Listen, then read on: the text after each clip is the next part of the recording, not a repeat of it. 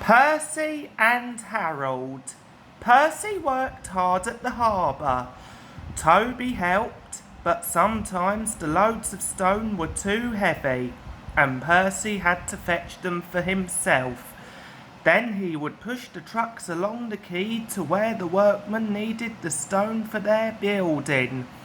An airfield was close by, and Percy heard the aeroplane zooming overhead all day. The noisiest of all was a helicopter, which hovered buzzing like an angry bee. "Stupid thing," said Percy. "Why can't it go and buzz somewhere else?" One day Percy stopped near the airfield. The helicopter was standing quite close. "Hello," said Percy. "Who are you?" "I'm Harold. Who are you?" "I'm Percy. What whirly great arms you've got."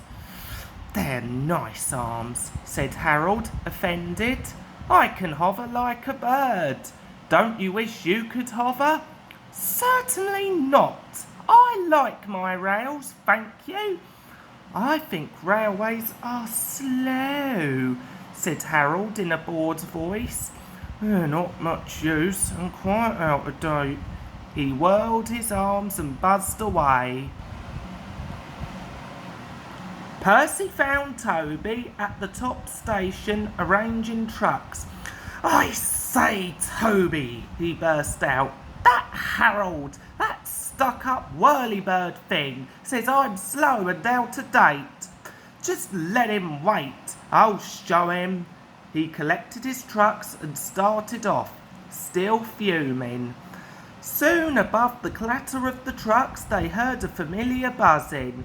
"Percy," whispered his driver, "there's Harold. He's not far ahead. Let's race him." "Yes, let's," said Percy excitedly, and quickly gathering speed, he shot off down the line. The guard's wife had given him a flask of tea for 11s. He had just poured out a cup when the van lurched and he spilt it down his uniform. He wiped up the mess with his handkerchief and staggered to the front platform. Percy was pounding along. The truck screamed and swayed, while the van rolled and pitched like a ship at sea. "Well, I'll be ding-dong-danged," said the guard. Then he saw Harold buzzing alongside and understood. "Go it, Percy," he yelled. "You're gaining."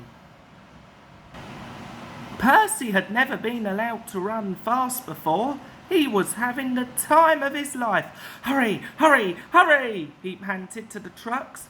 We don't want to, they grumbled. But it was no use. Percy was bucketing along with flying wheels, and Harold was high and alongside. The fireman shovelled for dear life, while the driver was so excited he could hardly keep still. "Well done, Percy," he shouted. "We're gaining, we're going ahead. Oh, good boy, good boy." Far ahead, a distant signal warned them that the wharf was near. Shut off steam, whistle, peep, peep, peep, brakes. "God, please." Using Percy's brakes too, the driver carefully checked the train's headlong speed. They rolled under the main line and halted smoothly on the wharf. "Oh dear," groaned Percy. "I'm sure we've lost." The fireman scrambled to the cab roof. "We've won! We've won!" he shouted and nearly fell off in his excitement. "Harold's still hovering. He's looking for a place to land." "Listen, boys," the fireman called. "Here's a song for Percy." Said Harold Helicopter to our Percy, "You are slow. Your railway's out of date and not much use, you know." But Percy with his stone trucks did the trip in record time, and we beat that helicopter on our old branch line. The driver and guard soon caught the tune, and so did the workman on the quay. Percy loved it. "Oh, thank you," he said. He liked the last line best of all.